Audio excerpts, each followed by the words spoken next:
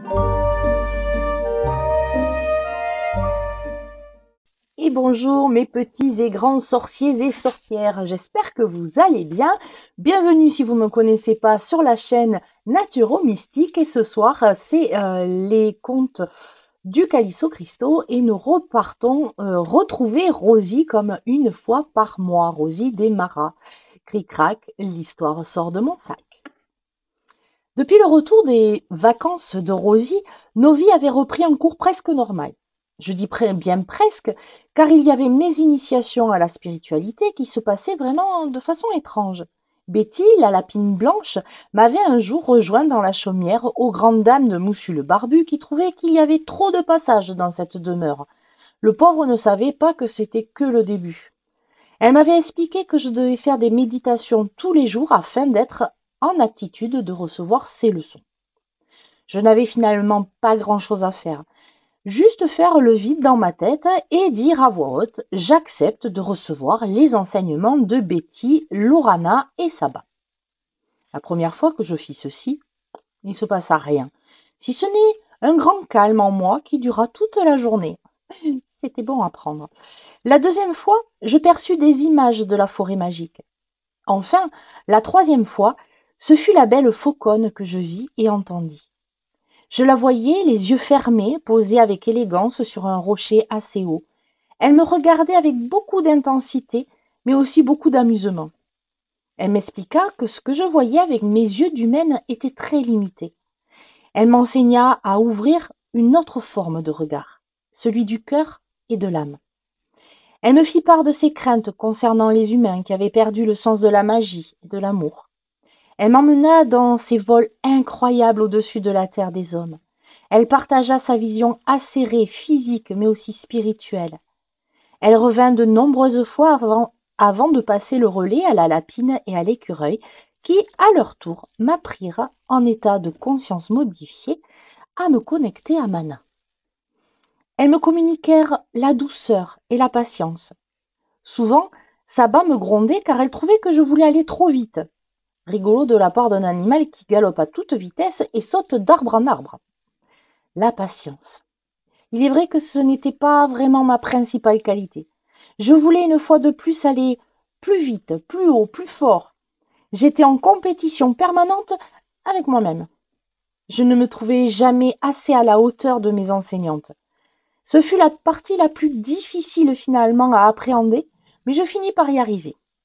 Betty et Saba me dirent que j'allais avoir des rechutes d'hyperactivité et qu'il faudrait que je les identifie pour pouvoir me recentrer sur mes nouvelles capacités.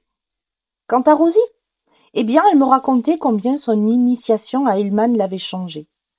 Au début, elle fut vraiment fatiguée et grâce à Pyrrha l'aiglette et Klaoma la grenouille, elle apprit à se reposer, à prendre soin d'elle.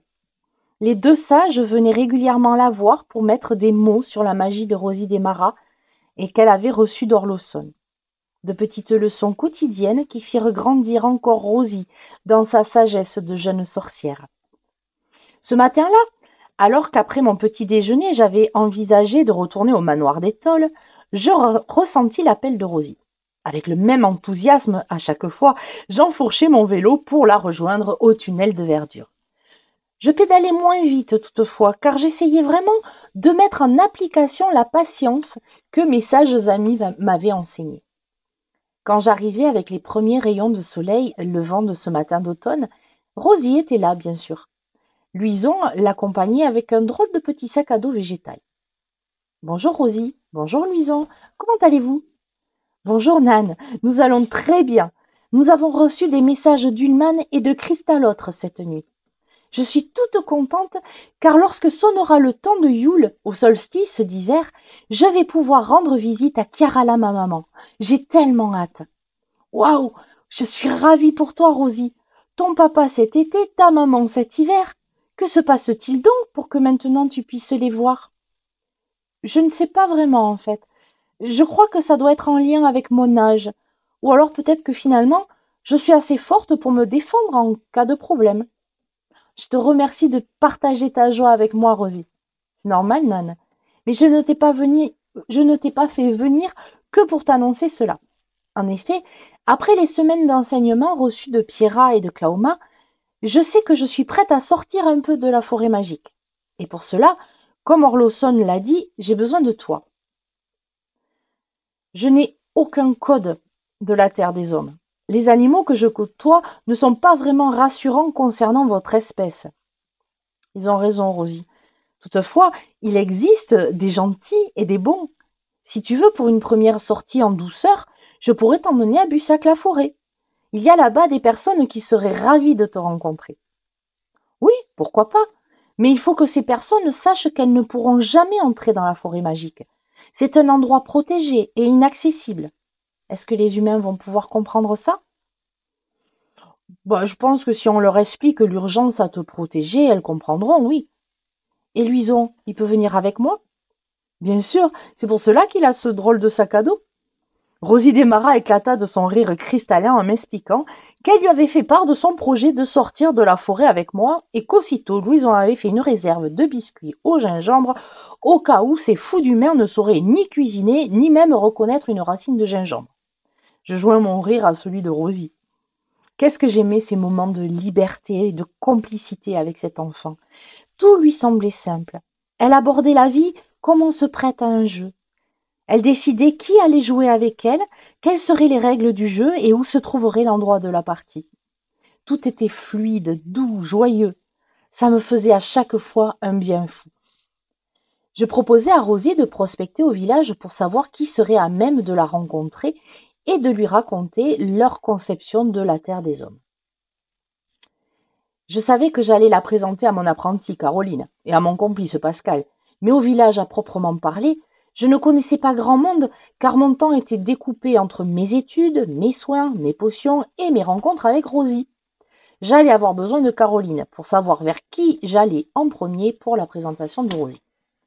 La bienséance voudrait que je commence par Hubert, monsieur le maire.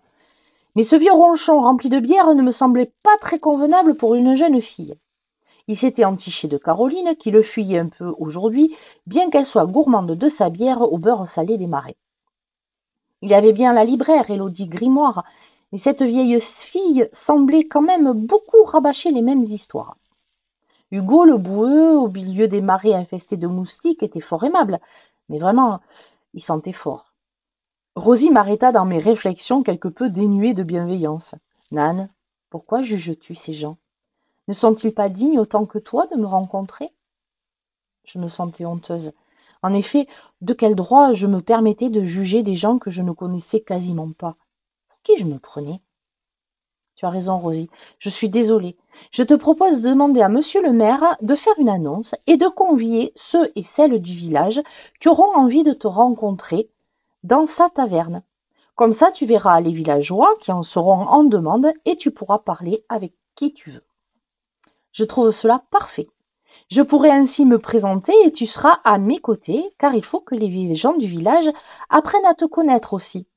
Tu peux les aider dans leurs douleurs et leurs difficultés. Il ne faut pas qu'ils aient peur de venir te voir. Bien sûr, Rosie, je m'occupe d'aller voir Hubert. Je demanderai à Caroline de venir avec moi, ça passera mieux, et il sera de moins mauvaise humeur si elle est là. Elle va adorer ça, dit Rosie dans un grand éclat de rire. Oh oui, je n'en doute pas, lui répondis-je en riant aussi. Luison sembla comprendre que ça n'était pas pour aujourd'hui la grande aventure en dehors de la forêt magique. Il prit son sac, il avança sur les pattes arrière vers un arbre, l'air dédaigneux.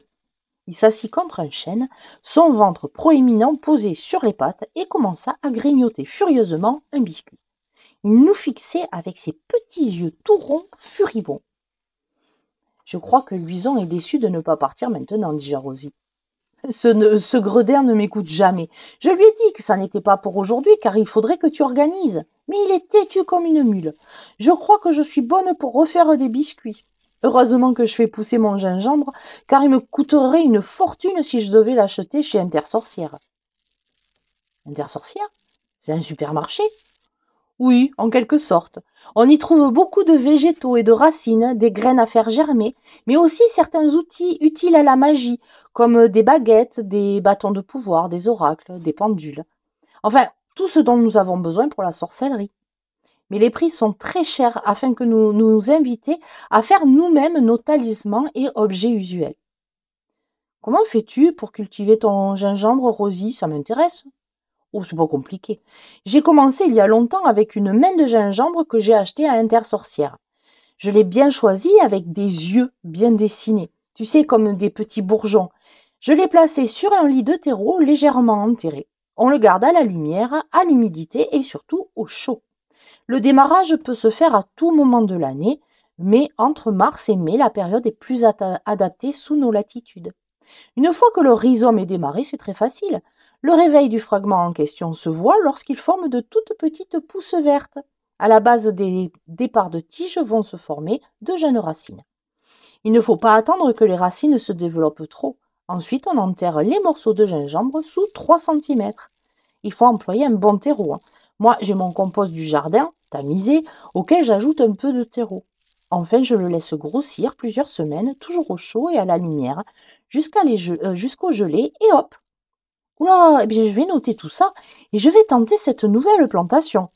Pour le terreau, j'irai en chercher dans une jardinerie, moi. D'ailleurs, Rosie, je n'y ai jamais pensé, mais si tu as besoin que je t'apporte des choses de mon monde, il suffit de me le dire. C'est très gentil, Nan, mais ça se passe pas comme ça.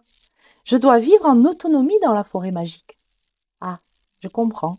Mais si un jour je peux te faire un petit cadeau ou te faire goûter quelque chose, tu pourras le consommer dans le tunnel.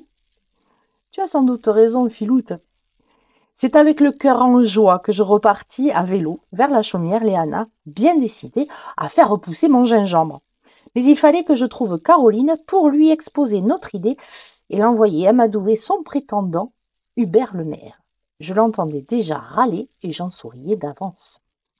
Cric-crac, l'histoire rentre dans mon sac. Et voilà pour notre petite histoire du mois de Rosie. Je vous invite à cultiver votre gingembre, vous aussi, puis dites-moi si ça a fonctionné en dessous. Comme d'habitude, un petit pouce, un petit commentaire, un partage. N'oubliez pas d'appuyer sur les notifications, la petite cloche pour rien louper des actus de Naturo Mystique. En attendant, moi je vous embrasse très très fort et puis je vous dis au mois prochain pour une nouvelle aventure de Rosie. Bye bye!